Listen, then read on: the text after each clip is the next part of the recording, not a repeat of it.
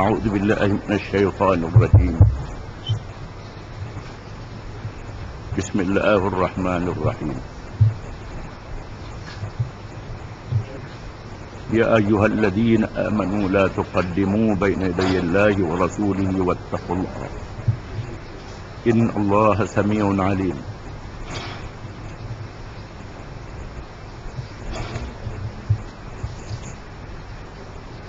يا أيها الذين آمنوا لا ترفعوا أصواتكم فوق صوت النبي ولا تجهروا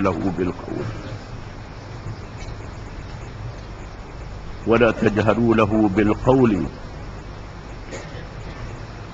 كجهر بعضكم لبعض أن تحبط أعمالكم وأنتم لا تشعرون. إن الذين يغضون أصواتهم عند رسول الله أولئك الذين امتحن الله قلوبهم للتقوى لهم مغفرة وأجر عظيم. إن الذين ينادونك من وراء الحجرات أكثرهم لا يعقلون ولو أنهم صبروا حتى تخرج إليهم لكان خيرا لهم والله غفور رحيم. يا أيها الذين آمنوا إن جاءكم فاسق بنبأ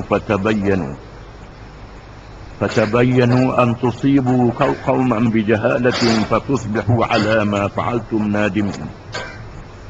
واعلموا أن فيكم رسول الله لو يطيعكم في كثير من الأمر لعنتم ولكن الله حبب إليكم الإيمان وزينه في قلوبكم وكره إليكم الكفر والفسوق والعصيان أولئك هم الراشدون فضلا من الله ونعمة والله عليم حكيم. وإن طائفتان من المؤمنين اقتتلوا فأصلحوا بينهما فإن بغت إحداهما على الأخرى فقاتلوا التي تبغي حتى تفيء إلى أمر الله فإن فاءت فأصلحوا بينهما بالعدل وأقسطوا إن الله يحب المقسطين. إنما المؤمنون إخوة فأصلحوا بين أخويكم واتقوا الله لعلكم ترحمون. Surah ini dikenali dengan Suratul Hujurat. Suratul Hujurat termasuk di dalam surah Madaniyah. Para ulama tafsir membahagikan surah-surah Al-Quran kepada dua bahagian. Surah Makkiyah dan surah Madaniyah. Surah-surah Makkiyah ialah surah-surah yang diturunkan di Makkatul Mukarramah. Dan surah-surah Madaniyah ialah surah yang diturunkan di Al-Madinatil Munawwarah. Kebiasaannya surah-surah yang diturunkan di Makkatul Mukarramah lebih menumpukan kepada perkara-perkara akidah, perkara iman, untuk menguatkan akidah, keyakinan dan kepercayaan umat Islam kepada Allah, kepada Rasulullah SAW, kepada janji-janji Allah dan kepercayaan kepada yang gaib ketika umat Islam menghadapi cabaran, kezaliman yang dilakukan oleh orang-orang musyrikin. Adapun surah yang diturunkan di Madinah ditumpukan kepada hukum syariat yang berkait dengan individu, masyarakat dan negara. Ketika adanya masyarakat Islam, negara Islam dan umat Islam. Surah yang kita tafsir ini ialah surah Hujurat. Surah yang diturunkan di Madinah yang menumpukan kepada masyarakat Madani, yang diketahui oleh istilah ahli-ahli politik moden, yang dikatakan teori yang dibawakan oleh Plato, Al-Madinatul Fadilah, masyarakat Madani, yang merupakan salah satu daripada tabi'i manusia. Mereka mesti hidup bermasyarakat dan berhimpun di Madinah, di bandar. Adapun masyarakat yang hadari, hadari dengan makna mereka perlu hadir di satu tempat, kerana manusia tidak boleh menghasilkan keperluan hidup mereka secara individu, mestilah dihasilkan secara bermasyarakat. Bukan sahaja masyarakat dalam satu kampung, dalam satu negeri, bahkan masyarakat di peringkat dunia dan peringkat antarabangsa. Surah Hujurat menumpukan kepada penyusunan masyarakat madani. Bukan sahaja masyarakat madani di peringkat negara, bahkan di peringkat antarabangsa. Di dalam surah ini, Allah Subhanahu wa Ta'ala menegaskan betapa perlunya pembangunan diri manusia. Bukan sahaja dengan iman, bahkan dengan akhlak yang mulia. Dengan iman dan akhlak yang mulia, barulah berjaya diwujudkan masyarakat madani, Al-Madinah Al-Fadilah. Masyarakat yang penduduknya berakhlak, dengan akhlak yang mulia, dengan budi pekerti yang baik. Hanya Islam yang berjaya melahirkan masyarakat madani. Semua teori-teori yang lain daripada Islam gagal melahirkan masyarakat madani. Hari ini kita melihat kegagalan ideologi ciptaan manusia, kehancuran komunis dan tanda-tanda kehancuran liberal kapitalisme. Dan kita melihat kegagalan agama-agama yang lain daripada Islam. Islam adalah ajaran yang telah membuktikan kejayaannya. Kejatuhan umat Islam setelah mereka meninggalkan ajaran Islam. Kejatuhan umat yang lain kerana kelemahan agama mereka dan ideologi mereka. Itu perbezaan yang jelas dan ketara. Dalam surah Hujurat, Allah Subhanahu wa Ta'ala menyatakan kesimpulan surah ini. Yang pertama, hubungan orang-orang yang beriman dengan Allah Subhanahu wa Ta'ala dan dengan Nabi-Nya Muhammad sallallahu alaihi wasallam. Yang kedua, menyatakan hubungan di antara orang Islam dengan orang Islam. Yang ketiga, hubungan di antara orang Islam dengan masyarakat manusia yang lain. Yang keempat, menyatakan keperluan maklumat yang betul, bukan maklumat yang salah, supaya orang Islam merupakan satu golongan yang berilmu, dengan ilmu yang benar, bukan ilmu yang bohong, bukan ilmu yang salah. Oleh kerana itu, maklumat yang benar, peranan media yang benar dalam masyarakat Islam adalah sangat penting. Bahagian yang pertama dalam surah ini, firman Allah Ta'ala, Ya ayyuhalladzina amanu la tuqaddimu baina yadayillahi wa rasulihi wattaqullah innallaha sami'un alim. Wahai orang-orang yang beriman, janganlah kamu mendahului Allah dan Rasul, meminta Allah dan Rasul lebih dulu daripada Allah dan Rasul dalam tindakan kamu, dalam tingkah laku kamu, dalam apa-apa perkara yang dilakukan oleh kamu dalam kehidupan dunia. Tidak boleh mengatasi hukum Allah Subhanahu wa Ta'ala, sama ada individu, keluarga ataupun masyarakat dan negara. Oleh kerana itu, Nabi SAW dengan perintah daripada Allah Subhanahu wa Ta'ala menyampaikan arahan daripada Allah Subhanahu wa Ta'ala, supaya setiap orang yang beriman itu hendaklah menjadi hukum Allah dan hukum Rasulullah sallallahu alaihi wasallam hukum yang tertinggi. Tidak boleh mendahului hukum Allah dan hukum Rasulullah sallallahu alaihi wasallam. Dan ia menjadi sebahagian daripada sifat iman orang yang beriman. Wa ma kana lil mu'minin wala mu'minah idza qadallahu wa rasuluhu amra an yakuna lahumul khiyaratu min amrihim. Tidak harus bagi seseorang lelaki yang beriman dan seseorang perempuan yang beriman, apabila Allah dan Rasulnya memutuskan sesuatu perkara dalam urusan mereka, lalu mereka membuat pilihan yang lain daripada Allah dan Rasulullah sallallahu alaihi wasallam. Apabila mendirikan kerajaan Islam di Al-Madinatul Munawwarah, maka dimeteraikan piagam Madinah. Walaupun negara Islam yang pertama melibatkan masyarakat majmuk, iaitu masyarakat orang Islam yang terdiri daripada berbagai-bagai kabilah. Dan di sana ada bangsa yang bukan Arab, Salmanul Farisi, Bilal Al-Habashi. Adanya golongan yang lain, tetapi mereka disatukan dengan iman. Dalam masa yang sama, mengajak masyarakat yang bukan Islam. Di kalangan orang-orang Yahudi Bani Nadir, Bani Qainuqa, Bani Quraizah, kemudian diikuti oleh kumpulan-kumpulan yang lain di kalangan kabilah Arab yang belum lagi masuk Islam.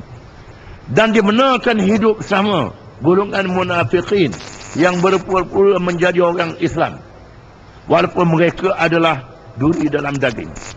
Mereka adalah gunting dalam lipatan. Mereka dibenarkan berada dalam masyarakat Islam. Dan oleh kerana mereka menzahirkan diri mereka sebagai orang Islam, mereka dibenarkan hadir dalam masjid untuk mendengar ucapan Nabi SAW, untuk melihat akhlak yang mulia yang ditunjukkan oleh orang-orang yang beriman. Ketika mendirikan negara Islam yang pertama, Nabi kita Muhammad SAW melaksanakan dua projek yang penting. Yang pertama mendirikan masjid, yang kedua mendirikan pasar. Mendirikan masjid untuk kegiatan yang berkait dengan pendidikan dan tarbiyah. Mendirikan pasar dalam perkara yang berkait dengan pendidikan ekonomi, muamalah, kehidupan dan tarbiyah. Dicampur sama. Apabila diwujudkan negara Islam yang pertama, dimeteraikan perjanjian di antara orang-orang Islam yang dipimpin oleh Nabi SAW dengan kalangan yang bukan Islam. Ayat yang penting dalam Sahifah Madinah ialah wa annahu ma kana min baini ahlihi hadhihi as-sahifati min hadathin aw istijarin yukhafu fasaduhu wa maradduhu ila Allah wa ila Muhammadin Rasulullah sallallahu alaihi wasallam. Apa-apa perkara yang menjadi pertelengkahan di kalangan mereka yang terlibat di dalam perjanjian ini, yang dibimangi boleh merosakkannya, hendaklah dirajakkan kepada Allah dan Muhammad Rasulullah sallallahu alaihi wasallam. Dengan makna tidak boleh mendahului perintah Allah dan perintah Rasulullah sallallahu alaihi wasallam. Inilah rukun negara yang pertama. Rukun negara Islam mesti menjadikan hukum Allah dan hukum Nabi SAW hukum yang tertinggi. Kalau tidak ada di dalam perlembagaan negara itu ayat ini yang memberi makna kepadanya, maka negara itu bukan sebuah negara Islam. Mungkin penduduknya orang Islam, tetapi negaranya bukan negara Islam. Syarat yang pertama bagi negara Islam itu ialah menjadikan hukum Allah dan hukum Nabi SAW hukum yang tertinggi. Asyhadu an la ilaha illallah wa asyhadu anna Muhammadar Rasulullah. Apabila Nabi SAW menghantar Mu'ad bin Jabal radhiyallahu anhu ke negeri Yaman untuk menjadi hakim di Yaman, membantu Abu Musa al-Ash'ari radhiyallahu anhu yang menjadi gubernur di Yaman, Nabi telah menemuduga Mu'ad bin Jabal radhiyallahu anhu dengan makna mengikut siasat syariah, pihak yang berkenaan boleh menemuduga orang yang hendak dilantik untuk menguji ilmu pengetahuannya. Ada orang yang tak payah ditemuduga, macam Sayyidina Ali karramallahu wajah, Abu Musa al-Ash'ari sendiri dihantar begitu saja. Tetapi Mu'ad bin Jabal telah disoal oleh Nabi SAW. Wahai Mu'ad, sekiranya datang apa-apa perkara kepadamu, bagaimana kamu nak hukumkan perkara itu? Mu'ad menjawab dengan kitab Allah, dengan kitab Allah, dengan firman Allah Ta'ala yang ada di dalam Al-Quran Al-Karim. Sekiranya tidak ada ayat dalam Quran yang menyatakan perkara itu, bagaimana?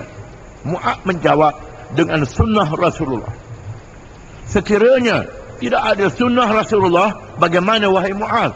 Mu'ad menjawab, saya beristihad dan saya tidak menyimpang daripada Quran dan sunnah Nabi SAW. Lalu Nabi menepuk bau. Setengah ulama mengatakan menepuk dada Mu'ad dan bersabda, Alhamdulillahilladzi waffaqa Rasulullah bima yurdi Rasulullah. Segala puji bagi Allah, Tuhan yang telah memberi petunjuk kepada utusan Rasulullah apa yang diradai oleh Rasulullah SAW. Dan itulah ucapan yang pertama. yang diucapkan oleh setiap ketua negara Islam setelah dilantik menjadi ketua negara dan dilakukan bai'ah, dilakukan sumpah setia dalam istilah negara moden. Tiap-tiap orang ketua negara akan melakukan iqrar, akan melakukan ucapan ati'uni ma ata'tullah wa rasulah fa idza asaitullah wa rasulahu fala ta'ata li alaikum. Itu ucapan Abu Bakar, dan itulah juga dasar Umar, Uthman dan Ali radhiyallahu anhum dan pemerintah Islam yang kemudian daripadanya, termasuk raja-raja Islam ketika zaman berpegang dengan ajaran Islam. Mereka menjadikan iqra ini suatu perkara yang penting, bahkan diikuti dengan tindakan dan langkah secara amali, secara praktikal. Apabila datang sesuatu masalah, Abu Bakar tidak bertemu mana-mana ayat Quran yang berkait dengan masalah itu, maka beliau akan bangun berucap di masjid, bertanya orang ramai, adakah di kalangan kamu para sahabat radhiyallahu anhum yang pernah mendengar ayat-ayat Quran yang berkait dengan masalah ini? Kalau ada yang ingat ayat Quran, dia baca ayat Quran. Abu Bakar bertanya lagi, adakah kamu pernah teringat bahawa Nabi SAW pernah bersabda dalam perkara ini? Kalau ada yang ingat, maka mereka sebut dalam majlis itu. Kalau tak ada dalam Quran, tak ada dalam hadis, barulah mereka beristihad. Beristihad dengan makna bersungguh-sungguh mengkaji. Mengkaji bagaimana nak buat keputusan berdasarkan kepada maslahah syar'iyah, maslahah yang dinyatakan oleh syarak, maslahah yang diizinkan oleh syarak. Para ulama usul mengatakan maslahah itu ada 3 bagi. Yang pertama maslahah mu'tabarah, yang kedua masalah mursalah, yang ketiga maslahah mulghah. Maslahah mu'tabarah ialah kebaikan yang ditetapkan oleh syarak. Quran dan hadis menetapkan perkara ini, maka ia adalah maslahah yang menjadi keputusan. Berpuasa Ramadan, walaupun ada orang mengatakan puasa Ramadan ni lapar, letih, mendatangkan mudarat, itu tak betul. Kerana Quran telah menetapkan puasa Ramadan wajib ditunaikan. Berjihad fi sabilillah sehingga berperang menentang musuh, Quran mengatakan berjihad walaupun berperang. Ini maslahah, diukur berdasarkan keadaan dan suasana yang dihadapi oleh umat Islam. Bila musuh menceroboh negeri orang Islam, mesti dilawan. Kalau lawan mati, ini boleh merosakkan tubuh badan.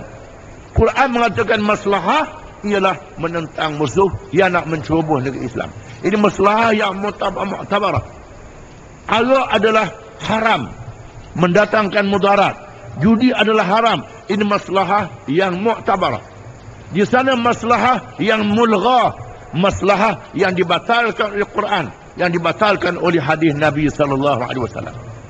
Ada orang mengatakan dia merampok kerana nak bagi nafkah. Dia tipu orang untuk dapat duit nak pergi haji. Pergi haji baik, tipu orang haram. Ini maslahah yang dilarangkan oleh syarak. Merampok, pasal pun merampok nak bagi nafkah pada anak isteri. Mencuri nak bagi nafkah, mencuri haram, diharamkan oleh syarak. Oleh apa keadaan sekalipun, ini mudarat, maslahah yang dibatalkan oleh syarak. Dan di sana maslahah yang tidak ada nas dalam Quran, yang tidak ada nas dalam hadis Nabi SAW. Maka hendaklah dilihat kepada kepentingan-kepentingan, sama ada daruriyat ataupun hajiyat ataupun kamaliyat, yang merupakan keperluan bagi kehidupan manusia mengikut keadaan yang tertentu. Kesimpulannya, seseorang yang beriman tidak boleh mendahului Allah Ta'ala dan mendahului Nabi Muhammad SAW. Jangan langkah hukum Allah. Jangan buat undang-undang sendiri. Sudah ada undang-undang Allah. Itu tidak boleh. Bila di sana sudah ada hukum hudud, sudah ada hukum qisas dalam perkara jenayah yang dinaskan, lalu dibuat satu undang-undang yang lain, ini melangkah Allah dan Rasul. Allah Ta'ala mengatakan sesuatu itu haram, dia mengatakan ini tidak untuk menarik pelancong. Ini melangkah perintah Allah dan perintah Nabi Muhammad sallallahu alaihi wasallam. Wattaqullah, dan bertakwalah kepada Allah. Allah Ta'ala perintah menunaikan tanggungjawab, tidak boleh mengatasi hukum Allah dan Rasulnya secara bertakwa. Sifat yang ada dalam diri orang Islam ialah takut kepada Allah, rasa gerun kepada Allah, menunaikan perintahnya dan meninggalkan segala larangannya. Innallaha sami'un alim, sesungguhnya Allah itu maha mendengar dan maha mengetahui. Ketahuilah, Allah Ta'ala bukan sahaja bersifat dengan sifat yang maha kesempurnaan secara umum. Tiap-tiap satu sifat Allah Ta'ala sifat yang sempurna dan lengkap, yang maha mendengar segala-galanya. Jangan menipu, Allah Ta'ala mendengar. Berbisik, perlahan, berpakak di tempat yang sulit, Allah Ta'ala mendengar. Allah Ta'ala maha mengetahui. Jangan nak tunjuk lebih pandai daripada Allah Ta'ala, nak buat hukum sendiri dalam perkara yang tidak diizin oleh Allah Subhanahu Wa Ta'ala. Kerosakan yang berlaku dalam dunia hari ini kerana ada kalangan manusia yang membuat hukum sendiri dalam perkara yang tidak diizin oleh Allah, dan ada yang mengatakan ini hukum yang baik, hukum Islam tidak sesuai. Ini boleh merosakkan iman, menentang dan menafikan ilmu Allah Subhanahu Wa Ta'ala. Ya ayyuhalladzina amanu la tarfa'u aswatakum fawqa sawtin nabi wa la tajharu lahu bil qawl kajahri ba'dikum li ba'din an tahbata a'malukum wa antum la tash'urun. Wahai orang-orang yang beriman, janganlah kamu mengangkat suara-suara kamu mengatasi suara Nabi sallallahu alaihi wasallam. Jangan kamu menguatkan suara bercakap dengannya sebagaimana kamu bercakap sesama kamu. Nanti Allah menghapuskan pahala dan fadilat amalan kamu dalam keadaan kamu tidak menyedarinya. Walaupun para ulama meriwayatkan kaul yang banyak sebab nuzulnya ayat, turunnya ayat ini, tetapi yang penting bagi orang Islam ialah mengambil pengajaran. Ulama ulumul Quran membuat kesimpulan, al-ibratu bi'umumil lafzi la bi khususis sabab. Pengajaran itu diambil daripada lafaz yang umum, bukan sebab yang khusus. Sebab turunnya ayat ini di antara riwayat ialah riwayat Imam Bukhari, At-Tirmizi,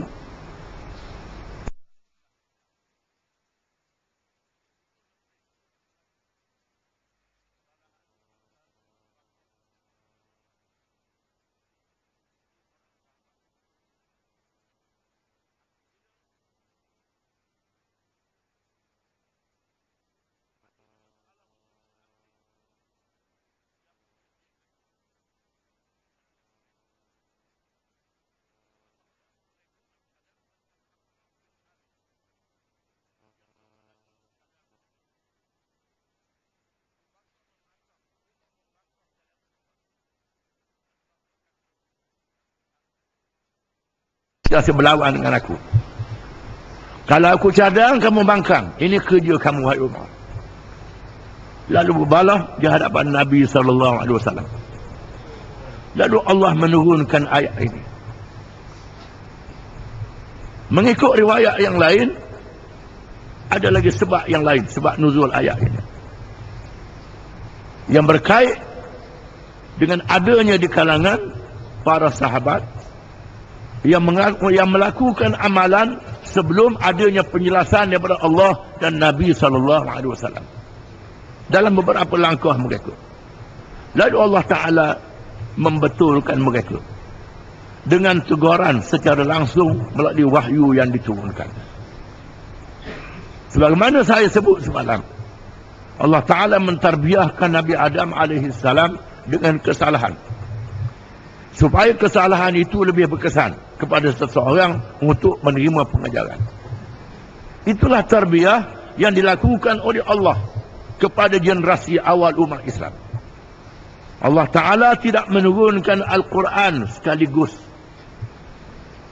diturunkan sekaligus daripada Lauh Mahfuz ke langit dunia ataupun mawaqi'un nujum pada malam Isra' dan Mi'raj. Kemudian diturunkan beberapa ayat kepada Nabi SAW mengikut sebab-sebab yang berlaku. Disempurnakan dalam masa 23 tahun. Di antara sebab itu ialah kesilapan yang dilakukan oleh generasi awal.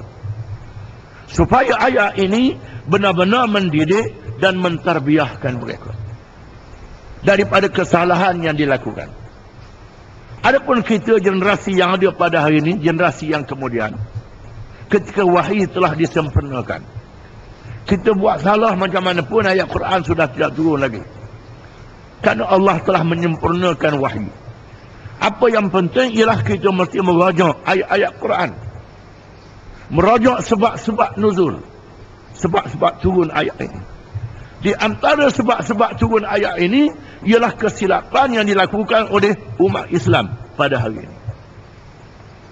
Bila silap Allah Ta'ala menurunkan ayat, itulah cara kita tak nak membetulkan kesilapan kita. Dalam peristiwa ini, Abu Bakar dan Umar telah melakukan kesalahan. Lalu Allah menurunkan ayat membetulkan mereka. Supaya jangan bercakap tinggi di hadapan Nabi SAW. Bahkan para ulama menegaskan lagi tidak boleh bercakap kuat ketika membaca Al-Quranul Karim. Beri perhatian kepada Quran. Bahkan tidak dibenarkan bercakap kuat ketika kita menziarahi kubur Nabi SAW. Bila ziarah kubur Nabi, jangan bercakap kuat ketika berada di Raudah beribadat. Kerana Nabi adalah hidup di alam barzakh. Nabi tahu siapa yang ziarah dia. Minta syafaat kepada dia ketika ziarah. Berselawat pada dia.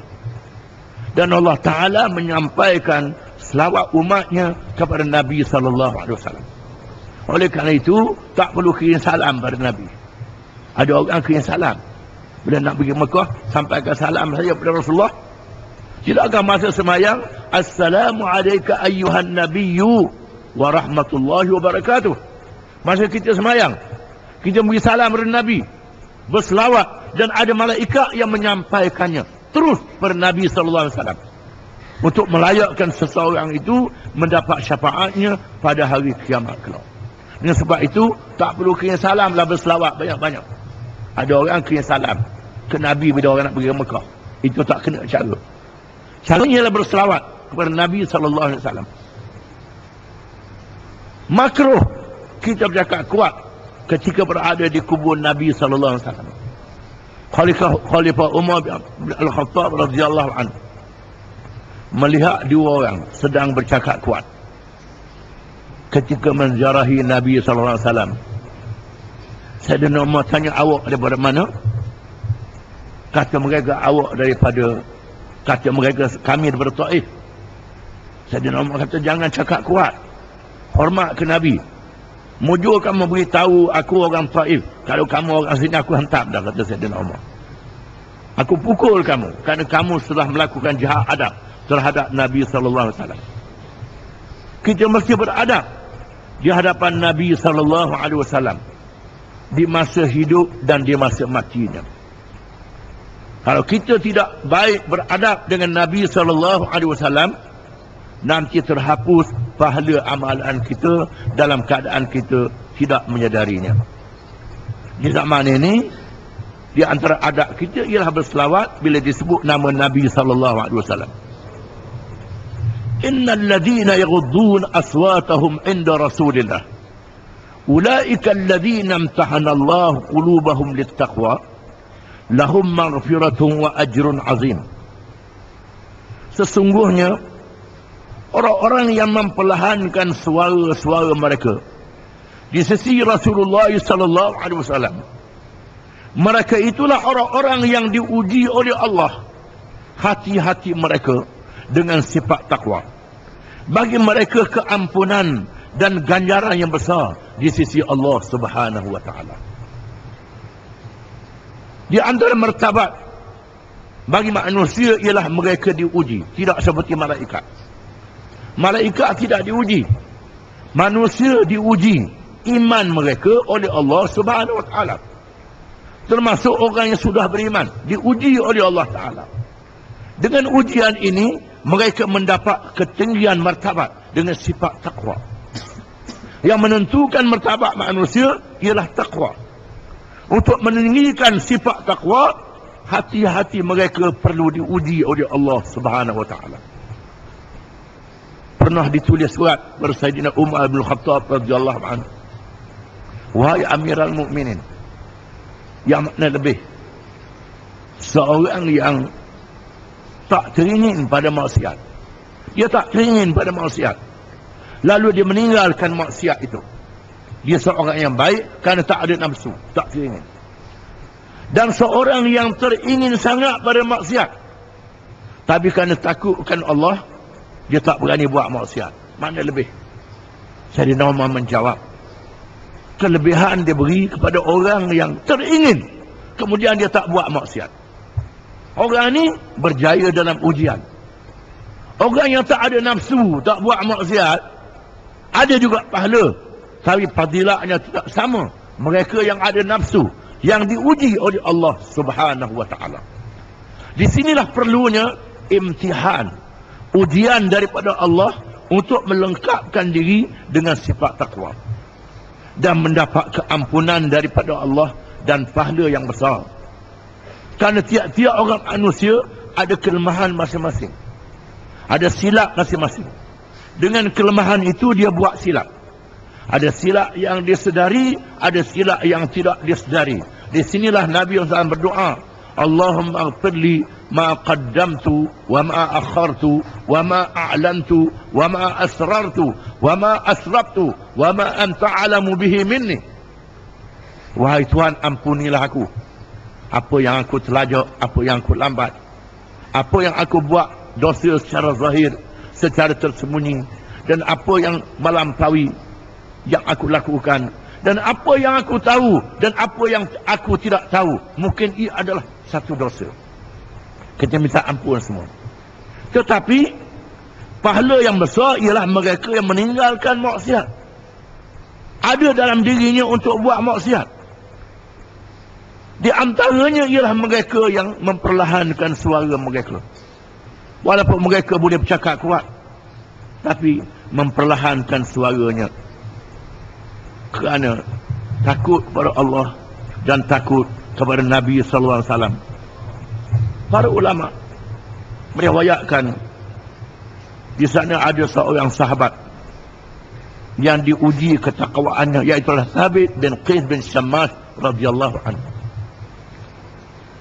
Dalam buku itu silap eja Thabit bin Qais bin Syammas, seorang sahabat di kalangan Ansar, di mana Thabit ini terkenal dengan suara kuat. Dia bercakap perlahan pun berkuat. Ada jenis manusia dia tak boleh berbisik, berbisik pun kuat juga. Ada manusia macam tu, Tuhan jadikan volume dia begitu, tak boleh nak perlahan, tak boleh nak perlahankan suara dia. Termasuklah Thabit bin Qais ini, dia tak boleh memperlahankan suara dia. Itu kerana tabi'in dia begitu. Bila turun ayat ini, ayat yang melarang mengangkat suara di hadapan Nabi SAW, menyebabkan dia bersedih. Dia berkurung di rumah dia. Lalu Nabi kata, di mana Thabit? Di sini menunjukkan kepekaan Nabi terhadap beberapa orang sahabat yang dia sayang.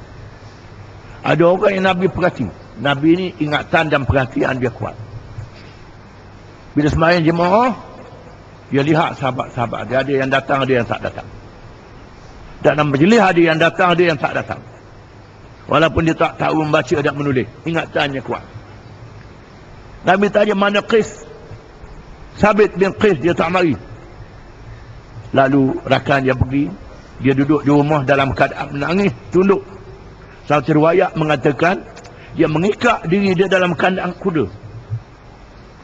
Pasal apa kamu buat begini? Dia kata, aku sudah menjadi ahli neraka. Kerana aku meninggikan suara di hadapan Nabi SAW. Akulah orang yang bercakap kuat di hadapan Nabi. Ini silap aku. Aku sudah buat dosa. apabila diberitahu kepada Nabi SAW, lalu Nabi berkata, beritahu kepada dia adalah seorang ahli syurga. Seorang ahli syurga. Mengikut satu riwayat, Nabi panggil dia dan Nabi tanya, Nabi kata, adakah engkau tidak redha engkau menjadi seorang yang mulia di dunia, yang dimatikan masuk syurga? Lalu dia kata, memanglah saya suka sangat. Kalau itulah keputusan Allah dan keputusan Rasulullah SAW. Dan memang dia seorang ahli syurga kerana dia mati syahid dalam peperangan Yamamah. Syurga bukan percuma, bukan dengan kata-kata itu saja. Bukan bila Nabi kata orang ni masuk syurga, cukup tak payah semayang lagi. Tidak. Orang ni dijamin seorang yang soleh, seorang yang baik, yang dilihat oleh Nabi SAW, yang diketahui oleh Allah keikhlasan hatinya. Dan sabit ni mati syahid dalam peperangan Yamamah. Peperangan menentang orang-orang murtad yang berlaku selepas wafatnya Nabi SAW. Sesungguhnya Allah Ta'ala berfirman, innal ladzina yunadunaka min wara'il hujurat aktsaruhum la ya'qilun. Sesungguhnya orang-orang yang memanggilmu wahai Muhammad sallallahu alaihi wasallam di sebalik dinding-dinding bilik-bilik kamu, kebanyakan mereka adalah orang-orang yang tidak mengerti. Walau annahum sabaru hatta takhruja ilaihim lakana khairan lahum. Kalau sekiranya mereka bersabar, menunggu sehingga engkau keluar menemui mereka, itu yang lebih baik pada mereka. Dan Allah Maha Pengampun lagi Maha Penyayang. Ini berkait dengan rombongan Bani Tamim yang datang ke Madinah untuk menemui Nabi SAW. Mengikut satu riwayat, mereka berpakat, mereka berjumpa Rasulullah. Kalau dia seorang Rasul, kita mendapat kebaikan daripadanya. Kalau dia seorang raja, boleh baik, kurang-kurang boleh subsidi, boleh hadiah daripada dia. Kalau dia seorang Rasul, kita dapat petunjuk yang baik daripadanya. Mereka diketahui oleh Al-Aqra' bin Habis, seorang badui yang keras, yang kasar. Bila mereka sampai, mereka pergi ke punah Nabi SAW dan mereka memanggil, ya Muhammad, ya Muhammad, wahai Muhammad, wahai Muhammad. Maka panggil nama begitu saja. Sepatutnya ya Rasulullah. Dan riwayat yang lain, ada lagi ucapan-ucapan yang kesat, yang kasar yang diucapkan. Lalu Allah menurunkan ayat ini, menyatakan kepada Nabi SAW, kebanyakan mereka adalah orang-orang yang jahil. Walaupun Allah Ta'ala melarang mereka jangan mengangkat suara di sisi Nabi SAW. Kalau nak melawak Nabi, biarlah melawak waktu yang munasabah, jangan waktu yang tidak munasabah. Di antaranya, waktu sebelum subuh, itu bukan masa nak ziarah orang. Ataupun waktu lepas sembahyang zuhur. Orang Arab terkenal dengan Al-Qailulah, tidur tengah hari. Dia bahasa Arab ni ada perkataan yang memberi makna tidur. Orang Melayu satu je tidur, satu je. Orang Arab Al-Qailulah, Al-Ailulah, Al-Ghailulah, Al-Failulah, semua tidur makna dia. So, banyaknya tidur bahasa Arab. Banyak jenis tidur. Di antaranya Al-Qailulah, tidur di tengah hari, dengan tujuan untuk berehat bagi bertahajud di waktu malam. Sebagaimana bersahur pada makan waktu malam untuk berpuasa di siang hari. Maka Al-Qailulah ialah tidur sekejap di waktu tengah hari. Di mana puak-puak Badawi ini datang waktu Qailulah, waktu Nabi SAW sedang berehat di rumahnya, di salah satu bilik isteri-isterinya, Ummahatil Mu'minin radhiyallahu anhunna. Mereka datang dengan melaungkan suara yang kuat, memanggil Nabi, ya Muhammad, ya Muhammad, ya Muhammad, wahai Muhammad.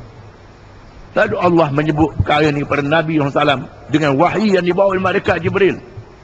Innal ladzina yunadunaka min wara'il hujurat. Sesungguhnya orang-orang yang memanggil-manggilmu wahai Muhammad di belakang dinding bilik-bilik rumah kamu itu, aktsaruhum la ya'qilun. Kebanyakan mereka tidak berakal, tak cerdik.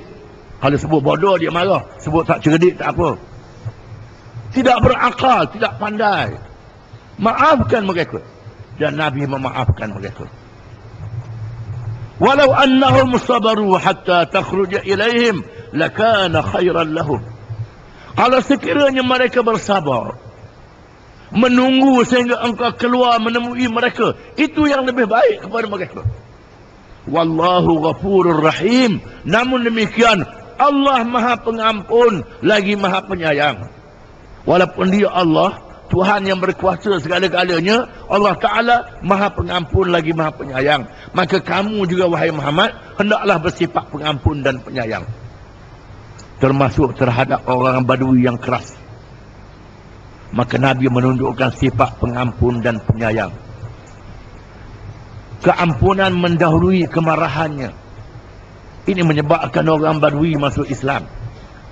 Kalau kita baca dalam sirah, macam-macam perang Badui datang menemui Nabi SAW. Ada yang datang dalam keadaan yang sudah Islam, macam kita baca dalam ayat ini. Dia datang, dia dah Islam dah, tapi perangai dia perangai Badui. Ada yang datang belum Islam, masih kafir lagi. Datang nak masuk Islam, ya Rasulullah, saya nak masuk Islam, tapi saya minta satu syarat. Syarat dia beri lesen zina pada saya. Saya boleh berzina, orang lain tak boleh haram. Kerana nafsu saya kuat. Lalu sahabat anak hentam. Rasulullah kata, jangan. Panggil dia mari dekat. Apa tardahu li ummik? Apa tardahu li zawjatik? Apa tardahu li bintik? Awak suka orang berzina dengan isterimu? Oh tidak. Orang berzina dengan anak perempuanmu? Tidak. Dengan ibumu? Tidak. Dengan adik-beradikmu? Tidak. Oh, denganmu tidak, orang lain tak apa. Lalu dia prosda, minta Nabi doakan benci kepada maksiat itu. Nabi doa, dia benci kepada maksiat itu. Kalau hentam daripada awal, tak jadi masuk Islam. Allah mengajar Nabi supaya mengampun dan penyayang. Dalam satu riwayat, ketika berada di Madinah, Nabi berhutang dengan orang Yahudi. Mengapa berhutang dengan Yahudi, tak berhutang dengan Sayyidina Uthman? Berhutang dengan Sa'ad bin Abi Waqqas, Abdurrahman bin Auf, sahabat-sahabat yang kaya. Dia berhutang dengan Yahudi. Ini berhutang kerana ada tujuan dakwah dan politik. Ada tujuan dakwah dan politik untuk menarik orang masuk Islam. Berhutang, berjanji nak bayar tempoh beberapa bulan. Tiba-tiba si Badawi ini datang minta hutang tengah orang ramai. Belum tiba masa datang ke majlis orang ramai. Wahai Muhammad, mengapa tak bayar hutang? Memang kamu, keluargamu, anak beranakmu jenis penyangak tak bayar hutang. Menyebabkan sahabat-sahabat yang ada dalam majlis sangat marah kerana menghina Nabi dalam majlis. Bila mereka nak tindak, Nabi kata jangan. Memang aku berhutang dengan dia, tapi dia minta cepat sangat. Nabi kata, wahai Umar, bayar hutang dia. Pilih yang paling gedebel untuk bayar hutang. Patutnya pilih orang lain, suruh Sayyidina Umar. Wahai Umar, bawa dia bayar hutang. Jangan hentam dia, bayar hutang. Bagi tambah kat dia, Nabi kata, bagi hadiah lebih pada hutang. Sampai tengah jalan, Yahudi tu kata, aku nak bertemu dengan Nabi, wahai Muhammad, mari kita berjumpa Rasulullah. Sayyidina Umar kata, macam mana tadi minta hutang, dia minta jumpa. Dia kata, sebenarnya aku nak uji dia kerana aku baca dalam kitab Taurat mengatakan di antara tanda Rasul akhir zaman ialah dia dapat menahan kemarahannya. Ketika dia marah, keampunannya mendahului tindakannya. Ini sifat Nabi akhir zaman. Allah Ta'ala hiaskan Nabi dengan akhlak yang mulia. Wa kana khuluquhul Quran. Bila ditanya Ummul Mukminin Aisyah radhiyallahu anha berkenaan dengan akhlak Nabi sallallahu alaihi wasallam, Aisyah kata, wa kana khuluquhul Quran. Adalah akhlak Nabi itu ialah Al-Quran. Di antaranya sifat pengampun dan penyayang kepada sahabat-sahabatnya, termasuk yang kasar, yang keras, orang-orang Badui yang keras. Di antara mereka kencing dalam masjid. Datang ke masjid, rasa nak kencing dalam masjid. Terlalu kasar. Bila sahabat nak pergi halau, Nabi kata, jangan halau biar dia kencing apa-apa. Kalau halau, habis berselewat dalam masjid. Setelah dia puas kencing, dia suruh bersih, siram air di atas tempat kencing, mengajar bagaimana membersih najis, tempat kena najis, dipanggil dan memberitahu kepadanya, ini masjid, tempat ibadat, tempat semayang, tak boleh berkasar. Sifat Nabi adalah penyayang dan pengampun, sebagaimana Allah menghiasi sifat yang mulia kepada Nabi SAW. Disebut dalam satu riwayat, ada seorang badui datang, dia sudah masuk Islam ketika semayang jemaah. Tengah semayang, seorang dalam jemaah itu bersin, bersin. Lalu dia terus kata, ya rahmukallah, tengah semayang. Lalu mereka yang berhampirannya memandang-mandang ke arahnya dengan mata yang luas, marah kerana dia bercakap tengah semayang. Lalu dia kata, mengapa? Cakap tengah semayang. Mengapa? Cerlong, tengok ke aku ni, mengapa? Lalu mereka menepuk paha supaya mereka diam. Lalu diam. Sahabat ni kata, Rasulullah seorang yang sangat baik. Dia tidak marah pada aku, dia tidak pukul aku, dia tidak hina aku tengah layak ramai. Dia menasihat aku. Sudah semayang, Rasulullah kata, wahai tuan-tuan, semayang ni kita bermunajat, kita menghadap Allah Ta'ala. Yang layak ialah kita bertakbir, bertahmid, baca Quran, tidak boleh bercakap perkara yang lain. Maka aku faham, rupanya semayang tak boleh bercakap. Ingat ke semayang boleh bercakap? Maka Nabi mengajar dia dengan tidak suruh dia mengqadakan semayang itu, menunjukkan bahawa kejahilan seseorang diampun oleh Allah Ta'ala. Termasuklah orang-orang Badui yang terkenal dengan kasar, dan mereka yang kasar ini memainkan peranan yang besar di dalam mempertahankan Islam ketika berlakunya fitnah riddah di zaman Abu Bakar radhiyallahu anhu. Sesungguhnya Allah berfirman, ya ayyuhallazina amanu in ja'akum fasiqun binab'in fatabayyanu an tusibu qauman bijahalatin fatusbihu ala ma fa'altum nadimin. Wahai orang-orang yang beriman, jika datang kepada kamu oleh seorang yang fasik membawa berita, maka hendaklah selidiki terlebih dahulu. Nanti kamu mengenakan suatu kaum secara jahil dengan tindakan yang membawa penyesalan kepada kamu. Sebab turun ayat ini berkait dengan Al-Walid bin Uqbah bin Abi Mu'aid. Uqbah bin Abi Mu'aid seorang pemimpin jahiliyah bersama dengan Abu Bakar, bersama dengan Abu Jahal. Ali datang kuasa Mekah. Abu Jahal ajak di pengurusi dia, JKK Mekah.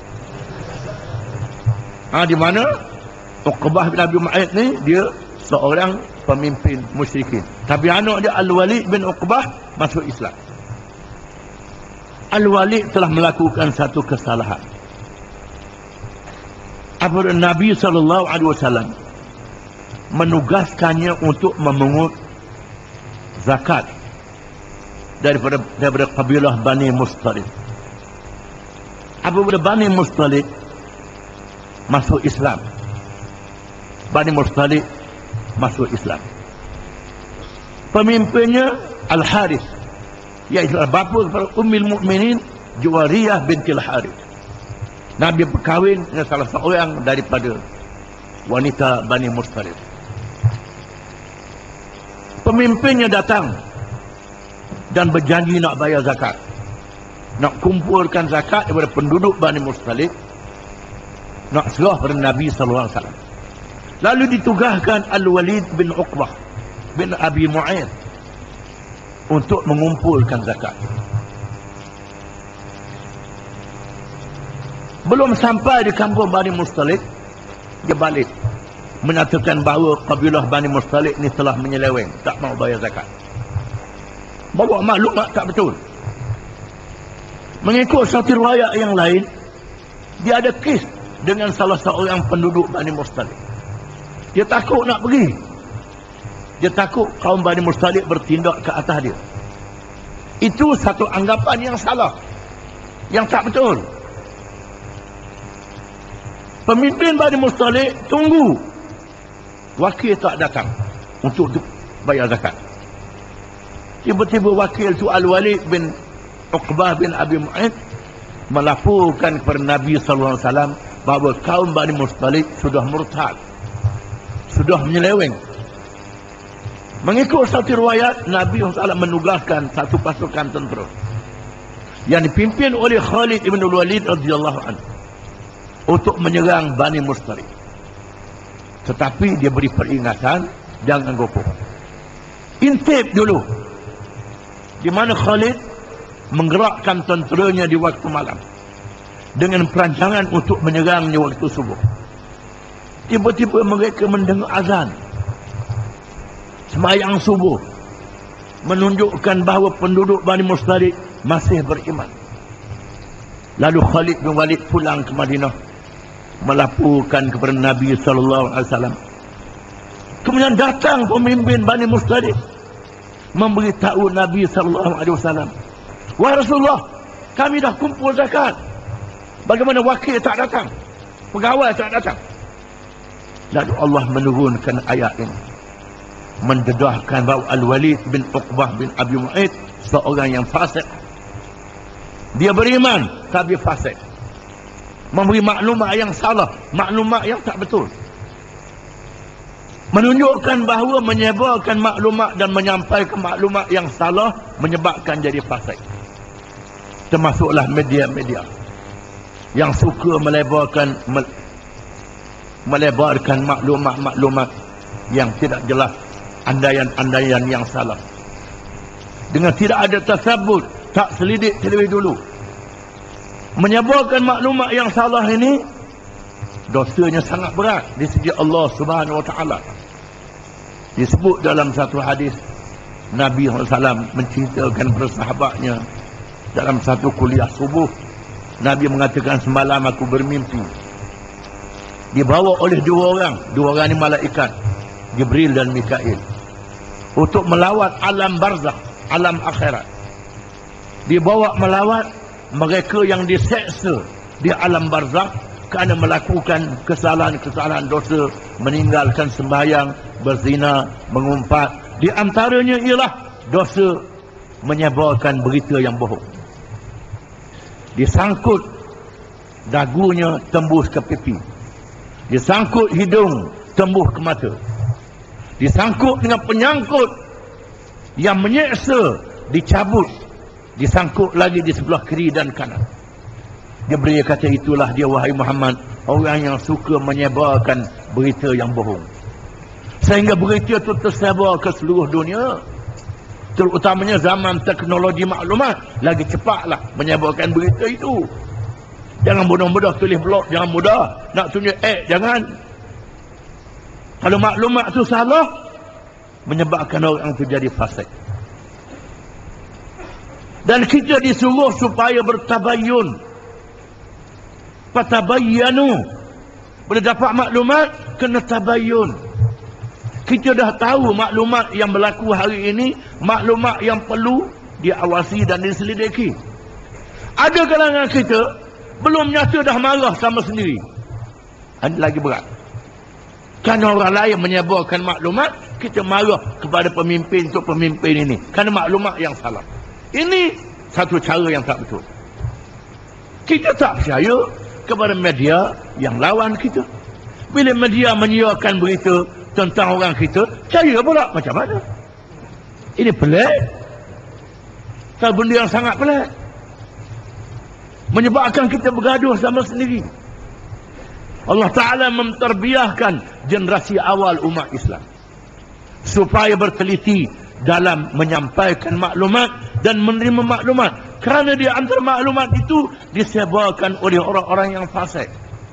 Kalau kita bertindak dengan maklumat yang disebarkan oleh orang yang fasik, tindakan kita salah dan membawa penyesalan pada akhirnya kerana bertindak terhadap kawan kita sendiri. Kalau tindakan itu berat, maka berat penyesalannya. Dan orang fasik ini dalam Islam tak boleh jadi saksi. Saksi di mahkamah tak boleh. Dalam mazhab Syafi'i, saksi nikah kahwin pun tak boleh. Tapi Hanafi dan Maliki membenarkan kerana jadi saksi bagi anak, bagi keluarga dia sendiri. Kerana nikah kahwin merupakan keperluan kehidupan berkeluarga. Ada yang membenarkan. Syafi'i teliti. Orang fasik tak boleh jadi saksi. Setengah ulama mengatakan orang fasik tak boleh jadi imam. Mazhab Syafi'i orang fasik boleh jadi imam, selagi Islam dia tidak batal. Kalau Islam dia batal, tak boleh jadi imam semayang. Tak usah jadi imam semayang, kecuali kerana dia gedebel sangat, tak ikut dia jadi bahana, jadi bahaya, maka ikut, lepas tu ulangi semayang. Itu kata ulama. Takut jadi fitnah, ulangi balik semayang itu, takut jadi fitnah. Tetapi dalam mazhab Syafi'i orang fasik boleh jadi imam. Kerana Abdullah bin Umar radhiyallahu anhu bersemayang di belakang Hajjaj bin Yusuf Al-Thaqafi, seorang panglima yang sangat kejam, yang sangat zalim di zamannya. Sudahlah dia zalim, bunuh orang, jadi imam semayang pula. Kerana dia boleh baca Fatihah, baca surah, ingat ayat-ayat Quran. Allah bin Umar semayang di belakang dia, tetapi menegur dia, menasihati dia. Ini caranya. Ini dalil bermazhab Syafi'i mengatakan orang fasik boleh jadi imam. Orang fasik tak boleh jadi saksi. Hari ini tak ada bab-bab fasik jadi saksi. Saksi boleh hangkut dengan bah, berapa buah bah nak saksi. Kerana tak ada dalam syarat mahkamah tak boleh saksi yang fasik. Ini jadi masalah. Wa'lamu anna fiikum Rasulullah law yuti'ukum fi kathirin min al-amri la'anittum. ولكن الله حبب إليكم الإيمان وزينه في قلوبكم وكره إليكم الكفر والفسوق والعصيان أولئك هم الراشدون فضلا من الله ونعمة والله عليم حكيم. Dan ketahuilah, sesungguhnya ada di kalangan kamu Rasulullah. Rasulullah masih hidup di kalangan kamu, masih ada di kalangan kamu. Di zaman kita hari ini, walaupun Rasulullah sudah wafat, tapi hadis-hadis dia dipelihara. Di zaman awal Islam tak dibenarkan hadis ditulis, kerana takut bercampur aduk dengan Quran. Quran saja benar ditulis. Setelah Quran dikumpulkan, apabila berlakunya peristiwa Riddah, banyak orang-orang yang hafal Quran mati syahid di medan perang menentang orang-orang murtad. Orang hafal Quran pun berjuang. Hari ini kalau hafal Quran tak berjuang. Hafal Quran saja, baca saja, tak berjuang. Zaman Nabi, zaman sahabat, orang yang hafal Quran ni berjuang. Sehingga ramai di kalangan mereka yang syahid dalam menentang orang-orang yang murtad. Maka dibebangi Quran ni hilang. Lalu para sahabat Abu Bakar kemudian disempurnakan di zaman Khalifah Umar radhiyallahu anhum. Zaman Uthman radhiyallahu anhum disempurnakan Quran, dikumpulkan.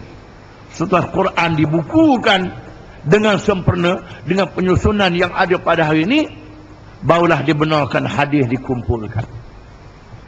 Setelah dikumpulkan hadis, berlaku perbalahan di kalangan orang Islam yang akan kita baca pada tempatnya, menyebabkan adanya hadis-hadis palsu, hadis-hadis rekaan, hadis-hadis bohong yang Nabi tak kata, ini kata Nabi kata juga.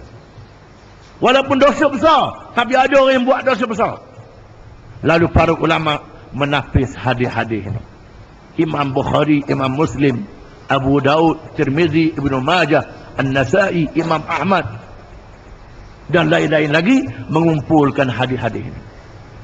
Dan diasingkan hadis yang sahih dengan hadis yang hasan, dengan hadis yang dhaif, dengan hadis yang maudhu'. Sekarang kita hadis dibukukan semuanya. Zaman teknologi maklumat, cukup mudah nak cari hadis ini. Kita tarik perkataan, keluar hadis. Nak cari riwayat siapa. Walaupun Nabi sudah wafat, tetapi ajaran dia ada di hadapan kita. Walaupun dia dah mati, ajaran dia tak mati. Lau yuti'ukum fi kathirin minal amri la'anitum. Kalau di zaman Nabi hidup, Nabi taat kepada kehendak kamu. Dalam beberapa urusan, menjadi beratlah kamu dan membawa dosa kepada kamu. La'anitum, membawa masyaqqah dan membawa dosa kepada kamu. Apa yang kamu nak, Nabi arah. Ucapan Nabi menjadi sabda, menjadi perintah daripada Allah di antaranya. Kecuali dalam urusan yang tertentu, urusan dunia yang diizinkan oleh syarak. Berlaku zaman Nabi SAW, penduduk Madinah meneruskan amalan mengawinkan mayam pokok tamar jantan ke mayam pokok tamar betina untuk mengeluarkan hasil yang subur, maka berlakunya pendebuan ataupun merenjiskan bunga-bunga kepada bunga yang lain. Dilakukan amalan ini bukan dengan kumbang yang memindah satu pohon ke satu pohon. Bila Nabi melihat, apa salahnya biarkan begitu saja, jangan buat. Serahlah ke pokok tu, Nabi kata. Tiba-tiba pada tahun itu mengeluarkan hasil yang tidak bermutu, buahnya tidak subur. Mereka mengadu kepada Nabi SAW dan Nabi bersabda, antum a'lamu bi umuri dunyakum. Kamu lebih tahu tentang urusan dunia kamu. Tak kalah nak buat jalan raya, cari hadis juga. Berapa kilometer nak bina jalan raya, berapa luas. Nak masak nasi, berapa periuk hari ni. Bilanglah mereka yang hadir, ini tak ada nas. Allah Ta'ala serah pada akal dan budi bicara kita. Di sana ada perkara yang penting. Perkara yang penting ini nak suruh Rasulullah taat, ikut kita, tidak boleh. Terutamanya dalam hukum syariat, dalam undang-undang Allah. Pernah berlaku di zaman Nabi SAW. Seorang perempuan bangsawan dari kalangan Bani Makhzum telah melakukan pencurian. Sabit kesalahannya, dijatuhkan hukuman had di kerak tangannya. Lalu kalangan bangsawan bermesyuarat, mari kita minta direngankan hukuman kerana dia seorang bangsawan. Mereka tak berani jumpa, akhirnya minta Usamah bin Zaid radhiyallahu anhu, cucu angkat yang disayangi oleh Nabi SAW, menyampaikan pengaduan mereka. Pada Usamah melaporkan kepada Nabi SAW permohonan supaya dibatalkan hukuman hudud kepada seorang perempuan bangsawan. Tiba-tiba Nabi SAW marah, menegur Usamah, atashfa' fi haddin min hududillah? Adakah engkau memberi syafaat untuk membatalkan hukum hudud yang ditetapkan oleh Allah? Kemudian bagi dia keluar ke masjid menyampaikan ucapan, innama ahlaka alladhina min qablikum idza saraqa ad-dha'if qata'uh wa idza saraqa asy-syarif tarakuh wa imallahi law kanat Fatimah bintu Muhammadin saraqat laqata'tu yadaha. Sesungguhnya binasa umat yang lebih dulu daripada kamu bila seorang yang lemah melakukan kecurian, mereka potong tangan. Bila seorang bangsawan melakukan kecurian, mereka bebaskan. Binasa umat zaman dulu. Demi Allah, sekiranya anak kesayanganku Fatimah binti Muhammad mencuri, nescaya aku potong tangannya. Satu ucapan yang jelas. Tidak ada perbezaan, tidak ada pilih kasih dalam melaksanakan hukum Allah, dan tidak boleh menafikan hukum Allah. Bila Allah Ta'ala dan Rasulullah perintah, jangan buat yang lain. Kalau buat yang lain, jadi gosok, membawa keburukan kepada kamu. Hari ini kita melihat berlakunya keburukan dalam masyarakat kerana memilih hukum yang lain pada hukum Allah. Di zaman dulu mereka minta Rasulullah taat kepada mereka, patuh kepada mereka. Kalau Rasulullah ikut kehendak mereka, membawa mudarat kepada mereka dan dosa kepada mereka. Walakinna Allah habbaba ilaikumul iman wa zayyanahu fi qulubikum.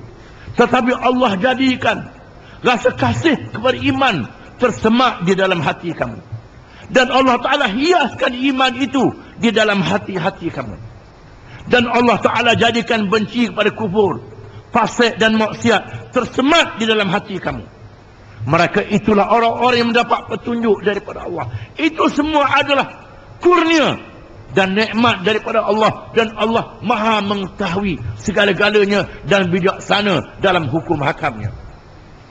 Di antara kemuliaan dan kelebihan yang Allah Ta'ala beri pada orang Islam, bila tengok maksiat rasa malu, tengok benda yang haram rasa nak jeluak, nak muntah. Tengok dari babi cari air liur, bukan seliur, nak muntah. Kalau tengok dari babi seliur berat kita. Tengok arak seliur nak minum. Bila tengok arak rasa nak muntah. Tengok dari babi bau pun nak muntah. Ini menandakan iman ada dalam diri kita. Alhamdulillah. Kalau orang tengok daging babi teliur, menandakan iman dia tak betul. Tengok bangkai rasa teliur nak makan bangkai, itu menandakan iman dia tak betul. Bila tengok benda yang maksiat, yang kufur, rasa jejek, rasa benci. Ini sifat yang Allah Ta'ala tanamkan di dalam diri orang-orang yang beriman.